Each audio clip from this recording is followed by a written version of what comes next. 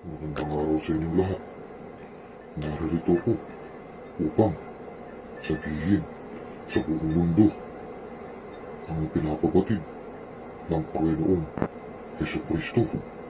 Ang propesiya patungkol sa Pilipinas ay naganap na. Marami itong palatandaan na ito ay ganap na. Popular na ang tungkol sa buhulkang Taal ng Batangas. Ito ay hindi sasabog, ngunit bumubuo lamang ng isang isla sa taong ito. 2022, mag-uusbungan ang malalago at malalaking puno na hindi maiisip ng kung sino man na ito ay maaari palang mangyari sa maikling panahon. Kaya huwag mag-alala ang lahat ng tao sa Pilipinas, sapagkat ito na ang panahon na ipinapaunawa sa inyo ng Panginoong Hesukristo sa inyong malalim at matibay na pananampalataya sa Panginoon. Ang Pilipinas ang kanyang pinili upang maging isa sa pinakamalakas na bansa sa buong mundo. At meron siyang gustong sabihin sa inyong lahat. Lahat ng makakapanood nito o ang kanyang mga pinili ay dapat na makibahagi sa video ito. Ang gagampanan ninyo ay lagyan nyo ito ng subtitle na naaayon sa inyong lingwahe: Bisaya, Tagalog, Ilocano, Cebuano, Waray, English, Espanyol, at kung ano-ano pa na lingwahe. Maaari nyo itong i-re-upload sa inyong social media accounts, ngunit huwag ninyong babaguhin ang video clip. Ipinababatid sa inyo ng Panginoong Hesukristo na ikalat nyo ang video ito, sapagkat marami pa akong sasabihin mamaya na mga propesiya na mangyayari pa lamang sa hinaharap na ilang taon na lamang ang bibilangin, at ito'y matutupad. At ito'y mensahe ng Panginoong Hesukristo.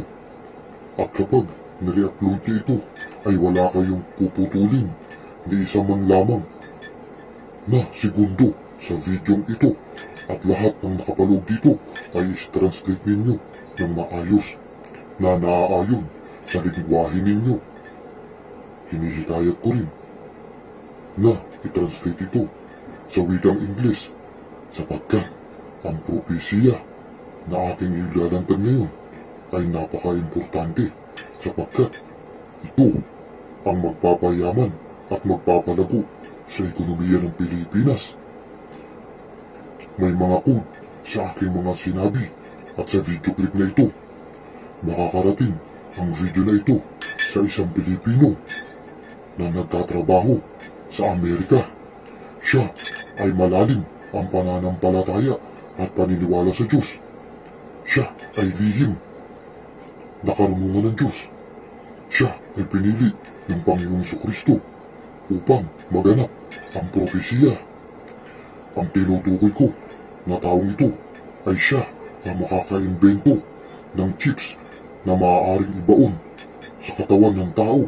Ito'y napakaliit lamang na kasyang ipasok sa karayom ng normal na injection, sapagkat ang chips na ito ay naglalaman ng hologram, at dito na magiging isa ang mga teknolohiya sa chips na ito ay nakapaloob ang cellphone, laptop, maging ang mga salamin ng taong malalabo ang mata ay maaaring ipasok sa chips na ito upang hindi na siyo magbibitbit ng material na bagay nasa chips na ito.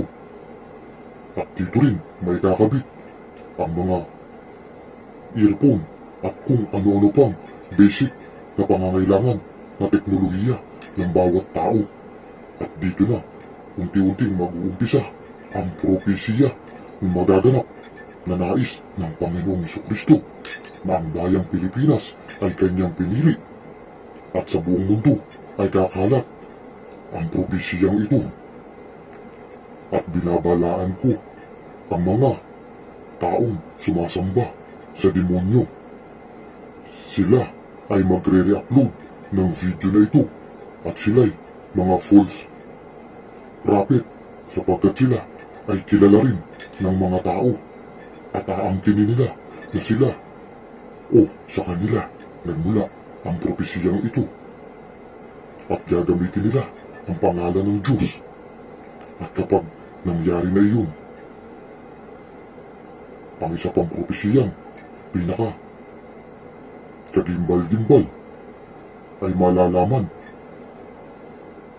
ng buong mundo na ang taong nagpakalat ng maling propesiyang iyon, siya ay magkakaroon ng malubhang sakit at ikamamatay niya ito sapagkat aangkinin niya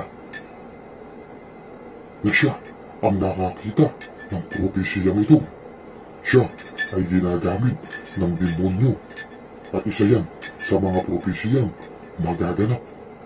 Dito ipinapakita ng Panginoong Jesucristo ng Diyos kung ano ang tunay na kapangyarihan ng Diyos.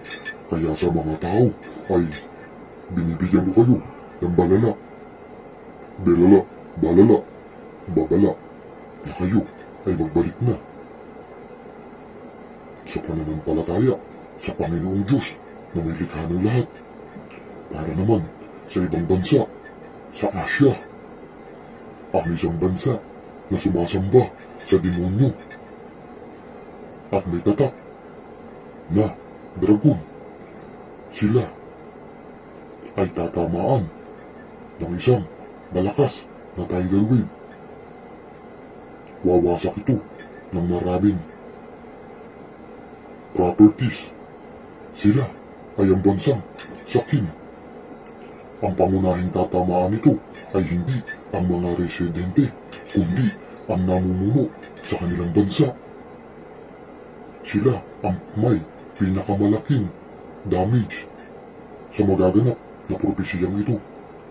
At sa Amerika naman ay bibigyan nila ng malaking proyekto ang Pilipinas dahil sa taong siyentipiko na kanilang kaparte sa proyekto ng maliit na chips na ito na naglimistulang hologram. At ito'y magiging mabenta sa buong mundo. At ang unang makikinabang nito ay ang bansang Pilipinas. Sa mga pinili ng Diyos, kayo ay mag-share nito. At sa iba naman na pinili ng Diyos na mag-re-upload nito, ay gawan niyo ito ng subtitle. Ngunit muli ay binabalaan ko kayo na ang taong maaari lamang na mag-re-upload nito ay ang kanyang pipiliin. Ito ang palatandaan na ikaw ang pinili ng Diyos na mag-re-upload nito. Papasok sa iyong panaginip ang Panginoong Jesucristo. Siya ay umiilaw buong katawan mula ulo hanggang paa at ang kanyang muka ang pinakamaliwanag nito.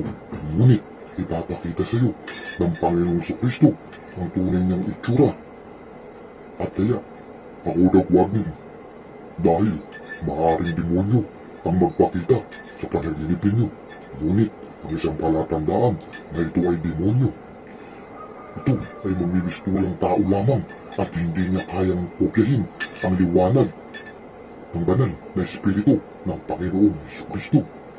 Huwag din kayong mangangahas na gawin itong katatawanan sapagkat kayo ay masasama sa propesiya ng mga taong nagkaroon ng malubhang sakit at kahit mga eksperto ay hindi kayo kayang pagalingin. Tanging ang Panginoong Jesucristo lamang ang makakapagpagaling sa inyo. Ngunit hindi ninyo malalaman kung paano matagpuan ang Panginoong Jesucristo maliban na lamang kung kayo ay pagpapakitaan ito mga makakapanood ito.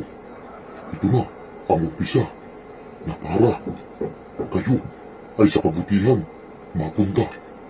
Ngayon pa lamang ay mangumpisal na kayo sa pari ng simbahang Katolika. Aminin ninyo sa Panginoong Kristo at sa pari na magbabasbas sa inyo na kayo ay makasalanan. Aminin ang lahat ninyong kasalanan. At inihikayat kayo ng aking gabay na kayo ay sumamba sa araw ng pagsamba, sapagkat ang propesya ay nagaganap na.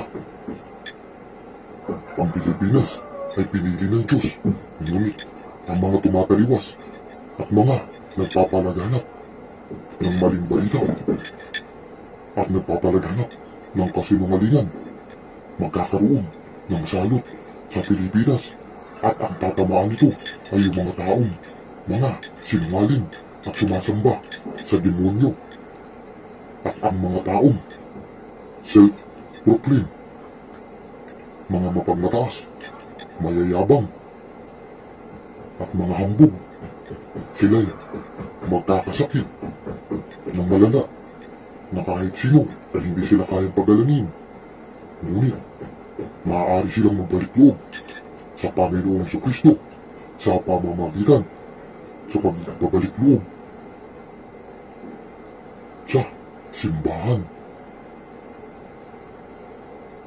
Lahat ng Pilipino ay dapat magkaisa, sapagkat ito na ang propesya. Ganap na ganap na.